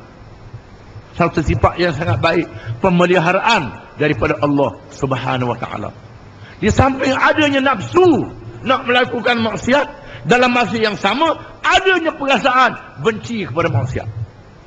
Ini kurnia dan kelebihan yang Tuhan beri kepada orang-orang yang beriman. Satunya Allah Ta'ala mengalih kepada satu perkara yang lain, iaitulah memelihara akhlak di kalangan sesama orang yang beriman, dan bagaimana nak menyelesaikan perselingkuhan di kalangan orang yang beriman. Wa in ta'ifatani minal mu'minina iqtatalu fa aslihu bainahuma. Dan jika sekiranya dua kumpulan di kalangan orang-orang yang beriman bergaduh, maka perdamaikanlah di antara keduanya. Fa in baghat ihdahuma 'ala al-ukhra faqatilu allati tabghi hatta tafi'a ila amrillah. Maka jika sekiranya salah satu daripada dua itu melampaui batas, maka perangi yang melampaui batas itu sehingga mereka kembali kepada urusan Allah. Fa in fa'at fa aslihu bainahuma bil 'adli wa aqsitu innallaha yuhibbul muqsitin. Dan jika sekiranya mereka kembali kepada penyelesaian, maka perdamaikan di antara keduanya dengan adil dan berlaku adil. Sesungguhnya Allah mengasihi orang-orang yang berlaku adil. Para ulama mengatakan sebab turun ayat ini kerana adanya pergaduhan di antara sesama kabilah Ansar. Satu riwayat mengatakan berpunca dengan lawatan Nabi SAW mengunjungi Abdullah bin Ubay, pemimpin munafik yang terkenal. Kerana Anas bin Malik, salah seorang penduduk Madinah, mengatakan bagus juga Rasulullah pergi ziarah Abdullah bin Ubay. Dia seorang yang berpengaruh, Abdullah bin Ubay ini. Tapi dialah juga pemimpin munafik yang didedahkan oleh Al-Quranul Karim. Dia tak boleh menyembunyikan sifat munafik yang ada dalam diri dia. Kerana pada masa awal negara Islam memerlukan pengukuhan untuk mendapat pengaruh. Perlu berjumpa dengan orang yang berpengaruh. Walaupun orang ni dianggap ada hal dalam hati dia, tapi lawat dia, kunjungi dia. Kalau dia tak sokong kita pun, dia tak bermusuh dengan keras terhadap kita. Ini sikap politik yang dilakukan oleh Nabi SAW. Bila Nabi pergi mengunjungi Abdullah bin Ubay, pemimpin munafik, dalam keadaan menunggang kedai. Bila sampai, Abdullah bin Ubay kata, jangan duduk dekat, kedai ini bau busuk, kedai awak ni bau busuk. Dia menghina Nabi SAW. Lalu salah seorang sahabat di kalangan Ansar, penduduk Madinah, juga mengatakan, demi Allah, kedai Rasulullah lebih harum daripada bau diri awak sendiri. Memarahi Abdullah bin Ubay. Lalu berlaku pertengkaran dengan salah seorang anggota kabilah Abdullah bin Ubay. Dan berlakunya pergaduhan di antara dua puak ini.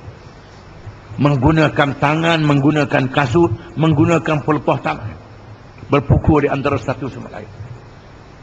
Lalu Allah menurunkan ayat, wa in ta'ifatani minal mu'minina iqtatalu fa aslihu bainahuma. Jika sekiranya dua kumpulan orang yang beriman bergaduh, perdamaikan di antara keduanya. Perdamaikan di antara keduanya, di antara dua kumpulan. Perlu didamaikan. Mengikut satu riwayat yang lain, berpunca dari pergaduhan di antara Aus dan Khazraj. Aus dan Khazraj ni baik di zaman jahiliah mereka berperang, zaman Islam mereka baik. Orang-orang Yahudi yang tidak senang dengan hubungan yang baik ini melagakan mereka dengan mencetuskan semangat asabiyah kaum, asabiyah kabilah masing-masing, menghidupkan semula semangat kepahlawanan di zaman jahiliah dengan mengatakan pahlawan Aus lebih hebat. Orang Khazraj kata pahlawan Khazraj lebih hebat. Akhirnya kata yang aku lebih hebat, yang aku lebih hebat. Akhirnya kita buat keputusan, kita lawan balik. Baru tahu siapa yang hebat. Nak bergaduh. Lalu Allah menurunkan ayat ini menyelesaikan pertelengkahan di kalangan dua puak orang yang beriman. Allah Ta'ala menyifatkan mereka adalah orang-orang yang beriman. Mengikut satu riwayat yang lain, seorang lelaki berkahwin dengan seorang perempuan yang berkabilah yang lain. Lalu dia kurung isteri dia, tak pergi ziarah keluarga dia. Isteri dia minta nak pergi ziarah keluarga, tak izin. Ini satu hak, satu perangai. Lalu si isteri menghantar utusan, menyampaikan maklumat kepada keluarganya. Lalu keluarga datang beramai-ramai nak bawa balik isterinya. Maka yang puak suami pun keluar beramai-ramai. Berlaku pergaduhan.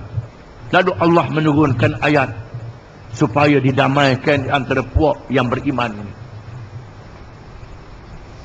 Termasuklah fitnah yang dahsyat yang berlaku di kalangan orang Islam selepas wafatnya Nabi SAW, yang membawa kepada peperangan di antara Sayyidina Ali karramallahu wajhah di satu pihak dengan Aisyah, Az-Zubair dan Talhah di satu pihak yang lain. Di antara Sayyidina Ali dengan Muawiyah, pertempuran yang menggugurkan ribuan umat Islam. Para ulama mengatakan tidak syak lagi Sayyidina Ali benar dalam perkara ini. Muawiyah, Aisyah dan Talhah silap, dan mereka adalah golongan yang melampaui batas, golongan buruk yang derhaka terhadap pemimpin yang sah. Para ulama mengatakan tidak syak lagi. Apalagi ada hadis mengatakan qatala Ammar fi'atun baghiyah. Ammar bin Yasir telah dibunuh oleh kumpulan yang durhaka yang menentang. Ammar berperang di pihak Sayyidina Ali karramallahu wajhah. Namun demikian, kita tidak boleh melampaui batas dalam melakukan hukuman. Yang salah-salah. Tetapi di zaman selepas itu dihidupkan semula pertelengkahan untuk melantik siapa yang menjadi khalifah selepas wafatnya Nabi SAW. Nabi tidak nas secara sarih siapa yang jadi khalifah. Walaupun di sana ada hadis yang memuji Sayyidina Ali, ada peristiwa Ghadir, ada. Itu bukan bermaksud calon khalifah. Jangan salah faham. Pendapat mazhab Syiah salah dalam perkara ini. Silap. Dan ada hadis yang menyebut kelebihan Abu Bakar dan Umar. Ada hadis yang menyebut kelebihan. Ada hadis yang menyebut kelebihan Osman. Ada hadis yang menyebut kelebihan Ammar bin Yasir. Yang menyebut kelebihan sahabat-sahabat yang lain. Ada hadis. Kelebihan tentang kelebihan. Tidak ada nah yang sarih yang menentukan siapa jadi ketua negara selepas wafatnya Nabi SAW. Menyebabkan ada 3 calon. Kalangan muhajirin mencalonkan Abu Bakar As-Siddiq radhiyallahu anhu. Kalangan ahli bait mencalonkan Ali bin Abi Thalib. Kalangan Ansar mencalonkan Sa'ad bin Ubadah. Setelah mereka bermesyuarat, berbincang panjang, membuat keputusan menerima Abu Bakar menjadi khalifah dan dilakukan bai'ah, dan semua sahabat-sahabat ini berjihad untuk menentang riddah, berjihad menentang kuasa besar dunia, dan semua sahabat-sahabat ini menjadi ahli mesyuarat di zaman khalifah-khalifah Khulafa' Rasyidin. Tetapi setelah berlakunya peristiwa zaman Sayyidina Ali, ekoran daripada pembunuhan Sayyidina Uthman bin Affan radhiyallahu anhu, keluarganya menimbulkan semangat asabiyah Bani Umayyah, mendesak Sayyidina Ali menghukum mereka yang bunuh Sayyidina Uthman. Dengan serta-merta Sayyidina Ali kata ini masa darurat. Masa darurat, nanti negara aman dulu. Mesti tabayyun disiasat, bukan boleh hukum begitu. Menyebabkan timbul salah faham. Adanya ijtihad yang salah. Dan berlakunya peperangan Al-Jamal, berlakunya peperangan Siffin yang mengorbankan ribuan umat Islam. Allah Ta'ala mengatakan mereka adalah orang-orang yang beriman. Ayat mendahului peristiwa yang berlaku. Wa in ta'ifatani minal mu'minina iqtatalu fa aslihu bainahuma. Dan jika sekiranya dua kumpulan orang Islam berperang, damaikan di antara keduanya. Fa in baghat ihdahuma 'ala al-ukhra faqatilu allati tabghi hatta tafi'a ila amrillah. Jika sekiranya salah satu daripada keduanya melampaui batas, perangi yang melampaui batas itu sehingga balik kepada urusan Allah Subhanahu wa taala.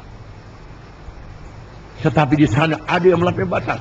Para ulama mengatakan tidak syak lagi Sayyidina Ali benar dalam perkara ini.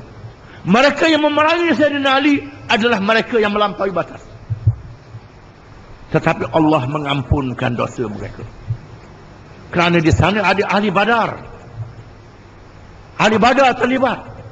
Ahli Badar ni Allah Ta'ala berfirman, Ya ahla Badrin, i'malu ma syi'tum, qad ghafartu lakum. Wahai ahli Badar, buat apa yang kamu buat, aku ampunkan semua dosa kamu. Dan di sana ada sahabat yang mengadakan bai'atul aqabah, bai'atul ridwan. Ketika berlakunya peristiwa Hudaybiyah, Allah Ta'ala menyuruhkan ayat radhiyallahu anhum wa radu'an. Ini ayat Quran.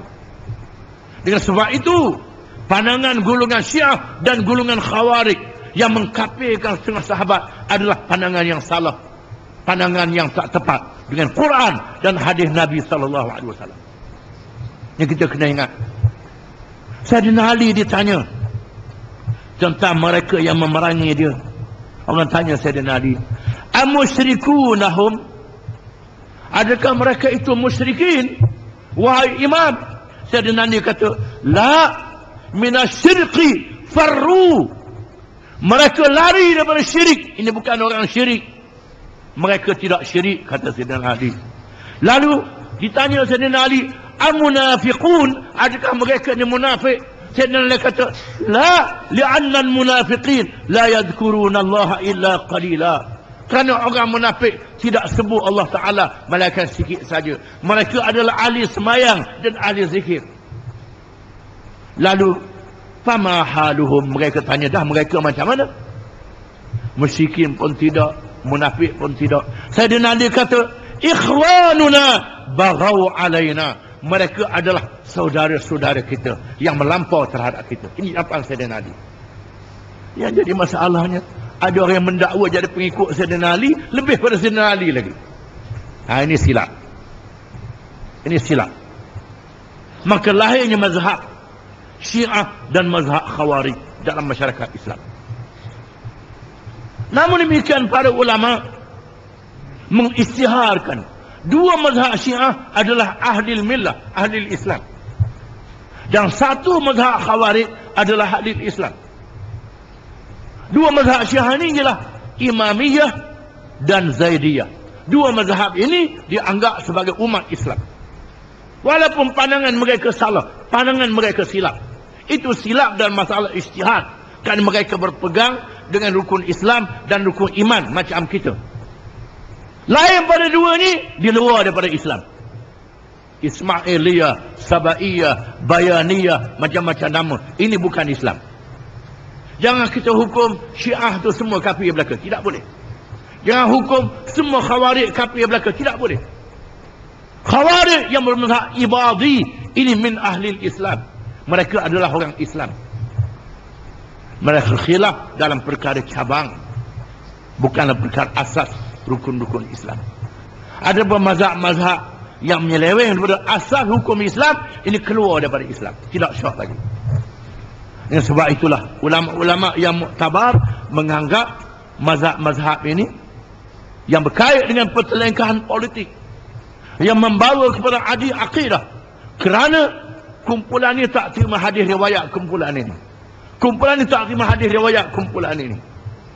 Kumpulan Muawiyah tak terima hadis riwayat kumpulan yang bersama Sayyidina Ali. Kumpulan Sayyidina Ali tak terima hadis riwayat kumpulan yang tokoh Muawiyah. Kumpulan Khawarij tak sokong belaka, semua jahat belaka. Ada kumpulan jadi macam ni. Maka timbullah hadis-hadis palsu. Maka lahirnya ulama-ulama yang melakukan islah, mengumpulkan semua hadis. Kerana hadis Nabi ni ratus-ratus ribu banyaknya. Maka diselidik hadis-hadis ini. Maka ada hadis yang mutawatir, yang diriwayatkan secara ramai. Ada hadis ahad, diriwayatkan secara seorang. Hadis yang mutawatir, yang sahih, tidak boleh dinafikan. Macam Al-Quranul Karim. Ingat. Walaupun dia riwayat di kalangan sahabat-sahabat yang bertenekah ini. Dengan sebab itu, jangan kita terlajak dalam perkara ini. Ada orang kita, dia bersemangat sangat tak mengaji, ni jadi punah. Mesti mengaji, mesti belajar. Dari melalui asanid, sanak-sanak yang sah. Allah Ta'ala mengatakan, innamal mu'minuna ikhwah, fa aslihu baina akhawaikum, wattaqullaha la'allakum turhamun. Sesungguhnya orang-orang yang beriman itu bersaudara, termasuklah mereka yang berperang itu. Ayat ini kemudian berdua kumpulan orang Islam berperang. Mereka bersaudara. Allah Ta'ala mengisytiharkan, innamal mu'minuna ikhwah, sesungguhnya orang-orang yang beriman itu bersaudara. Bersaudara dengan ikatan iman yang lebih akrab daripada ikatan kaum, keluarga dan keturunan. Di sana ada hubungan keluarga dan keturunan. Tak salah kita sayang pada keluarga, tak salah. Tak salah sayang pada bangsa, tidak salah. Tidak salah sayang pada bangsa, tak salah. Semua nabi-nabi sayang pada bangsa dia. Baca Quran, ya qaumi abudullah, wahai kaum bangsa yang aku sayang, abdikan diri kamu pada Allah. Ucapan Nabi Nuh, ucapan Nabi Ibrahim, ucapan Nabi Hud, ucapan Nabi Saleh, ucapan Nabi yang kemudian daripadanya, termasuk Nabi Muhammad sallallahu alaihi wasallam.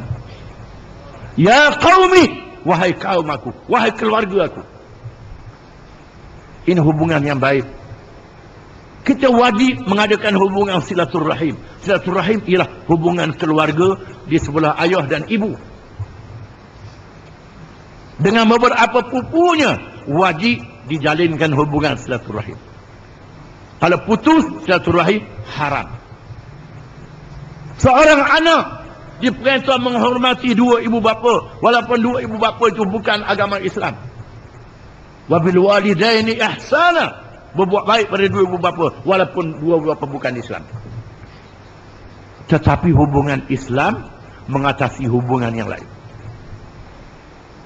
Apabila hubungan keluarga, hubungan bangsa dijadikan akidah, ini salah, sesat. Kerana sabda Nabi SAW, laisa minna man da'a ila asabiyah, wa laisa minna man qatala ala asabiyah, wa laisa minna man mata ala asabiyah. Bukan dari kalangan kita orang yang menyeru ke jalan asabiyah. Bukan dari kalangan kita orang yang berjuang atas dasar asabiyah. Bukan dari kalangan kita orang yang mati di atas dasar asabiyah. Sahabat bertanya, mal asabiyah tu ya Rasulullah, apa dia asabiyah itu wahai Rasulullah? Jawabnya, amtu'ina qaumaka ala zulmi, kamu menolong kaummu di atas dasar kezaliman. Oleh kerana dia kaum, walaupun dia zalim, walaupun dia salah, tolong bela dia. Ini salah, asabiyah. Inilah yang memecahkan umat Islam, menyebabkan jatuhnya kerajaan Islam Khilafah Utsmaniyah. Bila orang Islam menjadikan semangat asabiyah kaum, bangsa, kemudian kabilah, orang Islam jadi berpecah. Di zaman dulu orang Islam bersaudara di atas dasar iman. Termasuklah imam-imam mazhab, mereka bertelengkah dalam perkara cabang, mereka bersatu dalam perkara rukun. Perkara rukun dan dasar, mereka bersatu. Dalam perkara cabang, mereka berkhilaf. Dan mereka mengaji di antara satu sama lain. Dalam Islam bukan 4 mazhab, puluh-puluh mazhab. Yang terkena mazhab Hanafi, Maliki, Syafi'i, Hambali. Sebelumnya ada mazhab-mazhab yang lain. Mazhab Sa'id bin Musayyab, mazhab Abu Thur, mazhab Sufyanus Thawri, mazhab Umar bin Abdul Aziz. Ada mazhab dia sendiri. mazhab Al-Hasan Al-Basri, mazhab Ibn Sirin. Cuma mazhab ini tidak dibukukan kerana zaman itu tak ada kertas, bergantung dengan hafalan. Di zaman mutaakhir baru ada pembukuan. Zaman 4 mazhab ini ada pembukuan, maka dibukukan. Di sana ada mazhab-mazhab lain yang berselerak dalam kitab-kitab tafsir. Bahkan Syekh Yusuf Al-Qardawi dalam menulis kitabnya bukan sahaja menyebut 4 mazhab. Syekh Yusuf Al-Qardawi ambil juga mazhab Syiah, Imamiyah dan Zaidiyah. Ambil juga pendapat mazhab Ibadhi dalam masalah fiqh dia. Ada masalah fiqh yang tak ada dalam mazhab kita, ada dalam mazhab dia. Masalah fiqh, bukan masalah politik yang menimbulkan kekhilafan, masalah khilafah yang saya sebut tadi. Ada masalah fiqh. Lihat kitab-kitab agama, bukan dalam kitab tafsir, dalam kitab hadis, dalam kitab-kitab fiqh, termasuk dalam syarah Muhazzab karangan Imam Nawawi. Tak terikat dengan satu mazhab. Imam Syafi'i mengatakan, sekiranya ada hadis yang sahih, itu mazhab aku, walaupun itu bukan pendapat aku. Imam Malik mengatakan, cakap aku boleh diterima dan boleh ditolak, kecuali cakap mereka yang ada dalam kubur ini, iaitulah Nabi SAW, orang yang ada dalam kubur ini. Abu Hanifah mengatakan demikian. Ulama-ulama mazhab berguru di antara satu sama lain. Imam Syafi'i belajar mengaji dengan Imam Malik, Imam mazhab Maliki, dan mengaji dengan Imam Muhammad bin Hasan Asy-Syaibani, salah seorang murid Abu Hanifah. Dia tak sempat dengan Abu Hanifah, mengaji dengan murid Abu Hanifah. Imam Ahmad bin Hanbal mengaji dengan Imam Syafi'i yang melahirkan mazhab Hanbali. Imam Dawud Az-Zahiri mengaji dengan Imam Syafi'i. Imam Nawawi yang bermazhab Syafi'i, kadang-kadang dia pakai mazhab lain. Imam Rahmai begitu juga. Muhammad bin Hasan Asy-Syaibani dan Abu Yusuf, kadang-kadang pendapat dia lain pada mazhab Hanafi. Ini menunjukkan bagaimana ulama-ulama ini berukhuwah di antara satu sama lain. Bila Imam Syafi'i pergi ke Iraq untuk mengaji dengan Imam Muhammad bin Hasan Asy-Syaibani, Imam Syafi'i sembahyang subuh tak baca qunut dan tak sujud sahwi. Padahalnya mazhab Syafi'i baca qunut subuh sunat ab'ad, kalau tinggal kena sujud sahwi. Imam Syafi'i tak baca qunut dan tak sujud sahwi. Bila ditanya mengapa dia buat begitu, mazhab dia kena baca qunut, kena sujud sahwi, Syafi'i kata menghormati Abu Hanifah. Menghormati Abu Hanifah. Dan inilah ulama-ulama kita semayang di Masjid Mekah dan Masjid Madinah, imamnya tak baca bismillah. Bismillahnya wajib dalam mazhab Syafi'i. Tak baca bismillah, tak sah semayang. Dia baca perlahan, mana tahu dengar dia baca. Tak dengar. Ini kerana menghormati mazhab. Ulama-ulama berguru. Di zaman mutaakhir orang Islam berbalah, menjadikan mazhab sebagai satu agama. Timurnya aliran Wahabi, aliran Salafi, aliran Khalafi, aliran macam-macam berbalah di antara satu sama lain. Berbalah dalam perkara sunat, berbalah dalam perkara cabang, perkara asas mereka tak berjuang untuk tegakkan. Pernah berlaku di alam Melayu ni, balah pasal geduk. Geduk ataupun beduk ataupun gendang raya untuk mengisytiharkan waktu sembahyang. Ada kalangan mengatakan, oleh kerana nak mengumumkan waktu sembahyang, orang jauh tak dengar, masa tak ada mikrofon, gunakan beduk. Satu puak mengatakan, beduk ni tak ada zaman Rasulullah, ini bid'ah. Mereka yang kata bid'ah, curi beduk waktu malam, keranyuk ke laut. Bergaduh pasal beduk, negeri orang putih jajah. Negeri orang putih jajah. Berbalah pada sembahyang tarawih 8 rakaat, 20 rakaat. Semua mazhab mengatakan boleh 8, boleh 20. Bahkan ada mazhab mengatakan nak hentak 80 pun boleh. Kalau rasa rajin sangat, tak jadi salah. Bertengkar. Ulama-ulama mazhab tidak berbalah. Mereka berhujah, tetapi mereka tidak berkelahi. Berkasih sayang di antara satu sama lain. Sekarang ada satu agenda barat untuk menghalang orang Islam bangkit semula. Di antaranya menghapuskan ajaran politik dalam Islam. Di antaranya menimbulkan masalah-masalah khilaf di kalangan orang Islam. Supaya orang Islam berkelahi. Berkelahi pada tahiyat. Siapa yang kata asyhadu alla ilaha illallah, sekali gerak jari. Hanafi kata tak payah begitu saja. Hambali kata asyhadu alla ilaha illallah, bergerak sampai akhir. Bergerak. Berlaku di negeri yang banyak mazhab. Macam India, Mesir, dia banyak mazhab. Tempat kita ni tak banyak. Orang Syafi'i semayang di masjid Hanafi. Baca tahiyat asyhadu alla ilaha illallah. Yang Hanafi geram tengok gerak jari, pegang jari, lepih jari. Berkelahi dalam masjid pasal gerak jari saja. Ini masalah porok, masalah cabang. Allah Ta'ala mengatakan innamal mu'minuna ikhwah, sesungguhnya orang yang beriman itu bersaudara. Man ijtahada fa asaba falahu ajran wa man ijtahada fa akhta falahu ajrun wahid. Sesiapa yang beristihad dia betul dapat 2 pahala.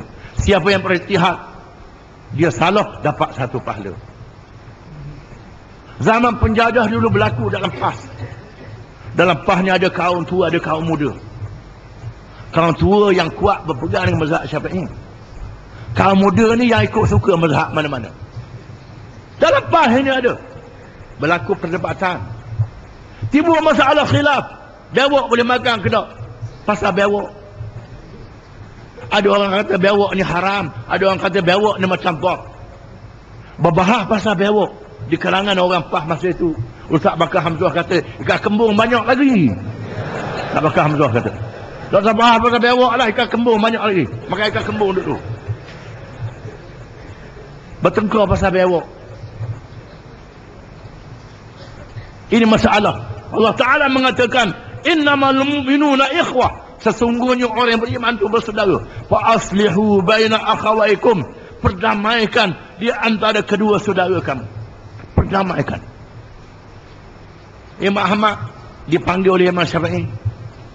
Syafi'i kata, wahai Ahmad, betul ke awak kata orang tinggal sembahyang kafir? Hambali mengatakan orang tinggal sembahyang kafir. Man taraka as-salata muta'ammidan faqad kafara jihara. Barang siapa yang tinggal sembahyang dengan sengaja jadi kafir, kerana ada hadis. Maka Muhammad kata tinggal sembahyang otomatik jadi kafir. Syafi'i dan mazhab yang lain kata tidak, dosa besar, kecuali dia mengatakan sembahyang tak wajib. Sembahyang yang orang buat hari ni ada rukuk, ada sujud, itu tak betul. Sembahyang batin, itu jadi kafir. Dalilnya innallaha la yaghfiru an yushraka bih wa yaghfiru ma duna dzalika liman yasha. Ayat Quran mengatakan Allah Ta'ala tidak mengampun dosa syirik dan Allah mengampun dosa yang lain daripada itu.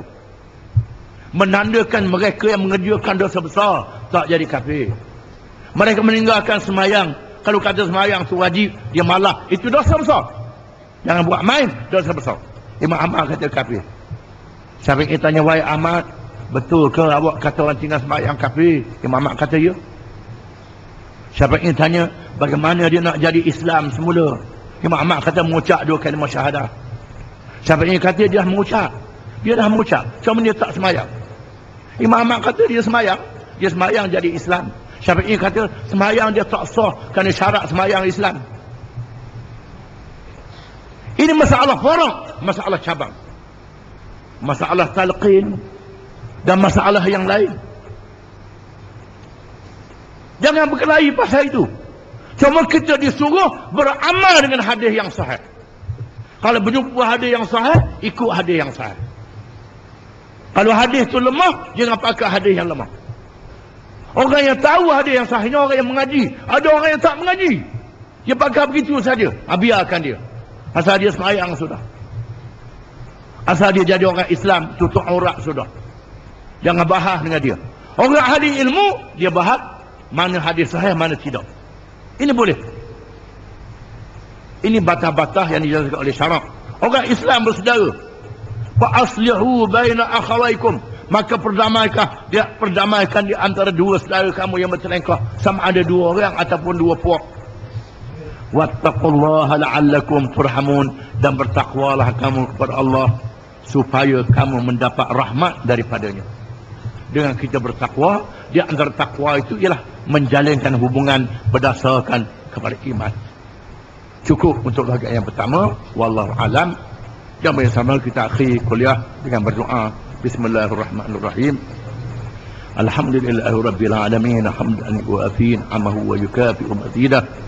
Ya Rabbana lakal hamdu kama yanbaghi li jalali wajhika wa 'azimi sultanik. Ya arhamar rahimin, ya hakim, ya karim, ya ahad, ya samad, ya hayyu ya qayyum, ya dzal jalali wal ikram. La ilaha illa anta ya Rabbana. Allahumma salli wa sallim wa barik ala Muhammadin wa ala alihi wa sahbihi ajma'in. Allahumma taqabbal minna salatana wa siyamana wa a'malana tamma waghfir lana dhunubana 'amma wa la tu'adzibna yawmal qiyamah. اللهم اقسم لنا من خشيتك ما تحول به بيننا وبين معصيتك، ومن طاعتك ما تبلغنا به جنتك، ومن اليقين ما تهون به علينا مصائب الدنيا. اللهم آتي أنفسنا تقواها وزكها أنت خير من زكاها، أنت وليها ومولاها. اللهم إنا نعوذ بك من علم لا ينفع، ومن قلب لا يخشع، ومن نفس لا تشبع، ومن عمل لا يرفع، ومن دعاء لا يستجاب له.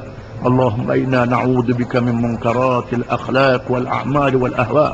اللهم إنا نعوذ بك من الكفر والفقر، ونعوذ بك من عذاب القبر. لا إله إلا أنت.